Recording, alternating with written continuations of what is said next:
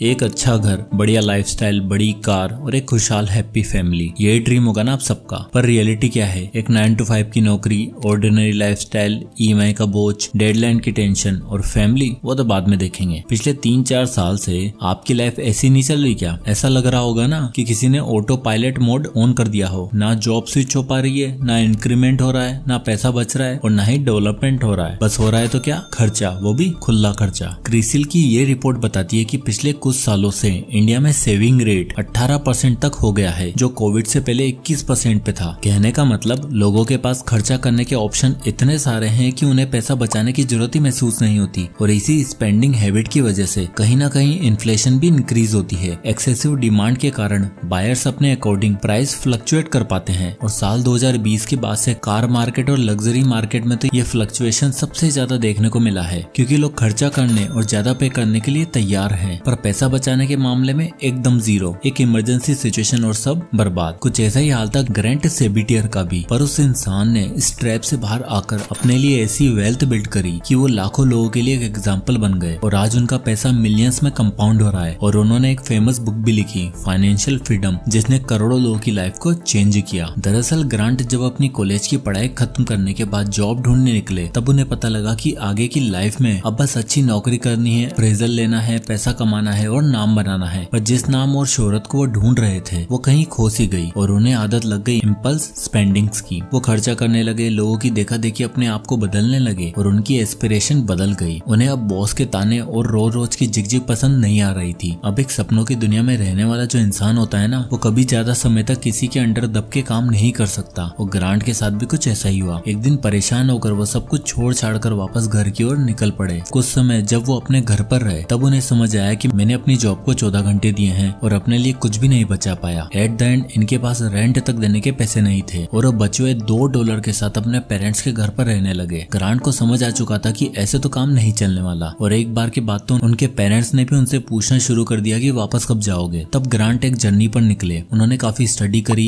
Income के अलग अलग सोर्सेज ढूंढे, क्योंकि वो जानते थे कि अब सिर्फ नौकरी से काम नहीं बनने वाला। जल्दी और बहुत सारा पैसा कमाना है तो साथ में कोई साइड हसल जरूर करनी पड़ेगी। उनका टारगेट था कि उनको 5 सालों में $1 मिलियन अचीव करना है। इसके लिए उन्होंने अपने लिए एक 5 steps financial freedom road map बनाया और $2 से लेकर $1 मिलियन तक का सफर मात्र 4-5 सालों में तय कर लिया। और आज उनकी ये वेल्थ मिलियंस में कंपाउंड हो रही है। वो 5 स्टेप्स जिन्होंने ग्रांट को एक मिलियनियर बना दिया, उसमें सबसे पहला स्टेप था step number 1, build a strong money mindset. चलो बताओ, जब हम कहीं भी किसी ट्रिप पर जाते हैं, किसी सफर पर निकलते हैं, तो क्या बिना प्लानिंग और बिना प्लॉटिंग के निकल पड़ते हैं? नहीं ना। हम लोग एक एक चीज डिटेल में प्लान करते हैं। क्या होगा, होटल कौन सा होगा, टिकट्स कौन बुक करेगा, कौन कौन से टूरिस्ट स्पॉट्स होंगे और बजट कितना होगा। हम अपनी हर छोटी से छोटी ट्रिप पर जाने के लिए भी इतनी प्लानिंग करते हैं, लेकिन जब बात होती है पैसा कमाना और उसे मैनेज करने की, तो हम बिना किसी प्लानिंग, बिना किसी प्लॉटिंग और बिना रोड मैप के ही कहीं पर भी निकल पड़ते हैं। और ये दोहरी मानसिकता ही अक्सर हमें बुरा फंसा देती है। इंडिया का मिडिल क्लास चाहे जितना भी कमा ले, लेकिन अगर माइंडसेट वही सैलरी टू सैलरी वाला रहा, तो फाइनेंशियल फ्रीडम कहीं नहीं मिलेगी। ज्यादा पैसा कमाना सोल्यूशन नहीं है, बल्कि पैसा सही तरीके से मैनेज करना सबसे ज्यादा जरूरी है, जिसमें हम लोगों की कहीं ना कहीं कमी है। टाइम्स नाउ की एक रिपोर्ट बताती है कि ज्यादातर इंडियंस सेविंग करना नहीं जानते। 50% लोग सिर्फ 0 से 20% के बीच पैसा सेव कर पाते हैं और 20% लोग जो सेविंग थोड़ी बहुत करते हैं, उनका पैसा या तो पीएफ या एफडी में पड़ा रहता है या फिर घर के लॉकर और अलमारियों में। अब जरा सोचो, पहले तो आप कुछ सेव नहीं कर पा रहे, और जब सेव कर भी रहे हो तो पैसा ऐसी जगह पर रख रहे हो जहां आपका पैसा इन्फ्लेशन के रेट से भी कम ग्रो हो रहा है। तो आप टेक्निकली हर साल लॉस में जा रहे हो। यानी किसी ने कुछ बता दिया और बिना किसी विजन के पैसा इधर उधर डाल रहे हो। फाइनेंशियल टर्म में ऐसे लोगों को मनी होल्डर्स कहा जाता है, यानी ऐसे इंसान जो पैसों को एक जगह रोक कर रख देता है और उसे ग्रो करना और इन्वेस्ट करने की कभी नहीं सोचता। इसलिए ऑथर ग्रैंट सेबिटियर कहते हैं कि फाइनेंशियल फ्रीडम की रेस में पहला काम है अपना मनी माइंडसेट डेवलप करना। हर छोटे बड़े खर्चे को पहले दिन से एक्सेस करो,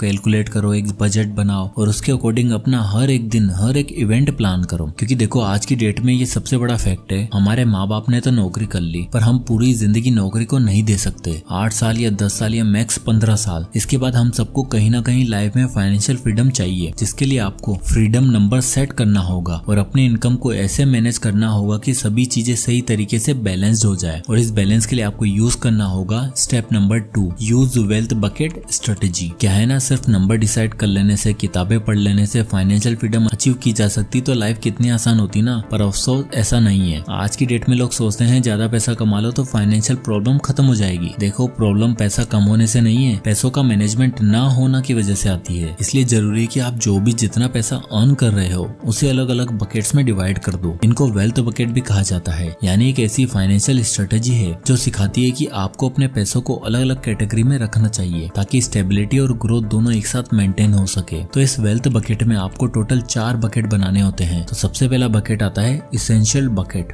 ये वो बकेट है जिसमें आपकी डेली लाइफ की जरूरतों का सारा पैसा आता है, जिसमें रेंट, इलेक्ट्रिसिटी, खाना पीना, ट्रांसपोर्ट और बेसिक नीड्स आती है। इस बकेट का काम है आपकी नॉर्मल लाइफस्टाइल को सही पेस पर चलाना ताकि आप बिना किसी स्ट्रेस के काम कर सको। इंडिया में ज्यादातर मिडिल क्लास लोग अपनी इनकम का 80 से 90% पैसा सिर्फ इस बकेट में खर्च कर देते हैं, जो इंस्टेबिलिटी का सबसे बड़ा कारण है। लोगों को लगता है कि सब जरूरी है इसलिए सब यहीं उड़ा देते हैं, और ऐसा करने से आपकी लाइफ के अगले 40 साल तो क्या 60 साल भी रिटायरमेंट प्लान नहीं कर पाओगे। इसलिए एसेंशियल बकेट के लिए 60% मैक्सिमम होना चाहिए। इसके बाद अगला बकेट आता है इन्वेस्टमेंट एंड ग्रोथ बकेट। कमाना और सेव करना तो ठीक है, पर जब बात आती है इन्वेस्ट करने की तो आधी से ज्यादा जनता इन्वेस्टमेंट को इम्पोर्टेंस नहीं देती। इन्फ्लेशन धीरे धीरे आपका रखा पैसा निकल जाएगा, इसलिए अपनी इनकम का 20% आपको इन्वेस्टमेंट और ग्रोथ बकेट में डालना है, जिसको आप stocks, mutual fund, ETFs, bond कहीं पर भी इन्वेस्ट कर सकते हो। इन्वेस्ट करने के बाद अगला बकेट जो आपको फिल करना है वो है इमरजेंसी बकेट। पूरे इंडिया में सिर्फ 18% ऐसे मिडिल क्लास लोग हैं जिनके पास इमरजेंसी के लिए प्रॉपर फंड होते हैं, और एक मेडिकल या सीरियस इमरजेंसी हमें लोन लेने पर मजबूर कर देती है। इसलिए अपनी इनकम का 10% आपको अपने इमरजेंसी फंड के लिए रखना है। इस फंड में आपको 3 से 6 महीने तक का खर्चा सेव करके रखना चाहिए ताकि आप किसी भी इमरजेंसी सिचुएशन से सही से डील कर पाओ। अब अगला बकेट आता है the extra bucket for fun and learning. अब देखो, पैसे का मकसद सिर्फ कमाना और सेव करना नहीं बल्कि लाइफ को बेटर बनाना है। इसलिए अपनी इनकम का रेस्ट 10% आपको लाइफ एक्सपीरियंस, नई लर्निंग्स और कुछ प्रोडक्टिव करने पर स्पेंड करना चाहिए। तो मनी माइंडसेट बनाने के बाद सभी बकेट्स को फिल करने पर ध्यान दो, पर सभी बकेट्स के लिए पैसा भी तो होना चाहिए ना। इसलिए follow the next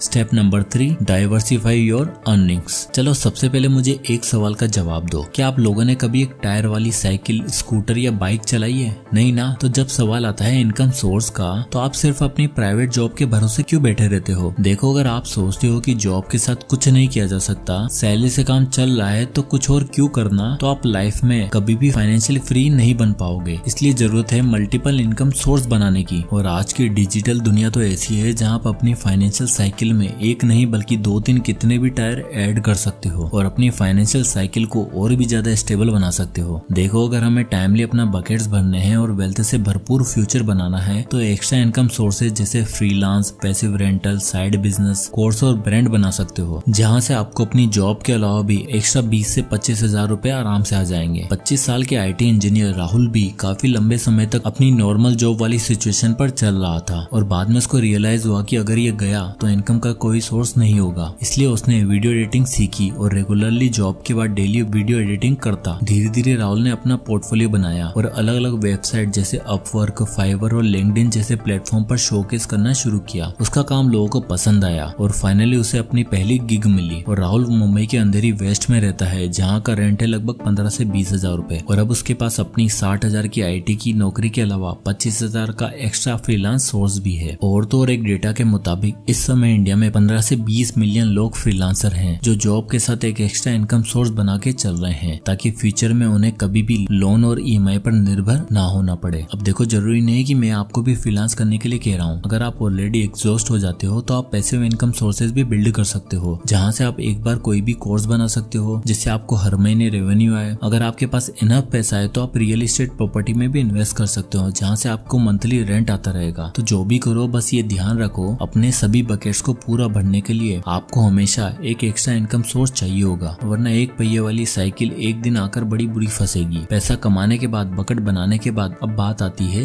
actual growth की, एक्चुअल एबंडेंस की, जो मिलती है आपको स्टेप नंबर 4 में, जो की है इन्वेस्ट स्मार्टली यानी पावर ऑफ कंपाउंडिंग। अब देखो क्या है ना, बढ़ते टाइम के साथ आपके पास रखे पैसों की ग्रोथ होना भी बहुत इंपॉर्टेंट है। आप कितना भी कमा कर ढेर लगा दो, पर अगर आप उन पैसों को सही जगह से स्ट्रेटेजिकली इन्वेस्ट नहीं कर पा रहे हो तो आप फाइनेंशियल फ्रीडम कभी अचीव नहीं कर पाओगे। इसलिए स्मार्टली पैसों को इन्वेस्ट करना बहुत जरूरी है। अरुण और गोविंद दोनों इस बात को भली भांति जानते थे और दोनों अच्छा खासा 70 से 80 हजार रुपए महीना कमा भी रहे थे। गोविंद को आदत थी पैसों को खर्च करने की और बचे हुए पैसों को घर में या फिर एफडी में लगाने की। वहीं दूसरी तरफ अरुण जानता था कि अगर टाइम रहते इन पैसों को सही जगह पे इन्वेस्ट नहीं किया तो पावर ऑफ कंपाउंडिंग कभी देखने को नहीं मिलेगी। यही बात जब उसने गोविंद को समझाई तो गोविंद ने कहा, भाई कंपाउंडिंग वंपाउंडिंग पर तुम ध्यान दो, हमें तो चाहिए सिक्योरिटी। मेरा पैसा तो घर में पड़ा है और सिक्योर पड़ा है। पर अरुण स्ट्रेटेजिकली इन्वेस्ट करता रहा और पावर ऑफ कंपाउंडिंग के लिए उसने चूज किया एसआईपी मेथड। अरुण हर महीने अपनी सैलरी में से 30,000 रुपए इन्वेस्ट करता और उसका मेन गोल था 12-15 साल के अंदर एक ऐसा अमाउंट हासिल करना जिससे रिटायर होया जा सके। इसलिए उसने रुख किया इंडेक्स फंड का। अरुण हर महीने 30,000 रुपए इन्वेस्ट कर रहा था और साल का 10% अपना इन्वेस्टमेंट को बढ़ा भी रहा था। इंडेक्स फंड से उसको 12% का एनुअल रिटर्न मिला। अब आप यहाँ देख ही सकते हो कि अरुण के पास 10 साल बाद 1 करोड़ हो चुके होंगे और मात्र 12 साल के अंदर अंदर वो एक ऐसा ड्रीम अमाउंट अचीव कर चुका होगा जहाँ से वो आराम से रिटायरमेंट भी सोच सकता है। वहीं दूसरी तरफ गोविंद, जिसका पैसा घरों में और बैंक में रखा हुआ था, वो कभी इतनी सिग्निफिकेंट वेल्थ अचीव नहीं कर पाएगा क्योंकि उसके पैसों पर इन्फ्लेशन नाम का दीमक लग चुका है और उसका सारा पैसा खत्म होता जा रहा है। और जब ये बात अरुण ने गोविंद को समझाने की कोशिश करी तो गोविंद ने कहा, भाई इन्फ्लेशन का इम्पैक्ट तो तेरे पैसों पे भी पड़ेगा, तो तू 1 करोड़ कैसे बनाएगा। तब अरुण ने उसको ये कैलकुलेशन दिखाई। अरुण ने बताया कि भाई देख, मेरे पैसों को भी इन्फ्लेशन की मार झेलनी पड़ेगी, इसलिए मैं टाइम के साथ साथ ये इन्वेस्टमेंट प्लान बना रहा हूँ जिसमें मैं 50,000 रुपए महीना इन्वेस्ट करूंगा और 6% इन्फ्लेशन के बाद भी मैं 1 करोड़ आराम से बना लूंगा। इस पर गोविंद ने पूछा, 1 करोड़ बनाने के बाद भाई तू फाइनेंशियली फ्री कैसे होगा। तो उसके लिए आता है the 4% withdrawal rule with SWP। ये रूल कहता है कि आपको अपने कॉर्पस को SWP में लगाकर उसमें से हर साल 4% विड्रॉ करना है, यानी 1.5 करोड़ का 4% होगा 6 लाख रुपए, यानी 50,000 रुपए महीना। और सिस्टमेटिक विड्रॉल प्लान में इन्वेस्ट करने की वजह से हर महीने आप 50,000 रुपए निकालते हो तो आप देख ही सकते हो अगले 10 सालों बाद भी आपके पास 3.5 करोड़ होंगे। और आप देख सकते हो ये अमाउंट आपके विड्रॉल के बावजूद भी स्टिल 3.5 करोड़ है। और 50,000 तो छोड़ो, अगर आप इस वेल्थ में महीने का 1 लाख भी विड्रॉ करते हो तो आपकी वेल्थ बढ़ती रहेगी, यानी फाइनल अमाउंट 30 साल बाद 14 करोड़ रुपए के आसपास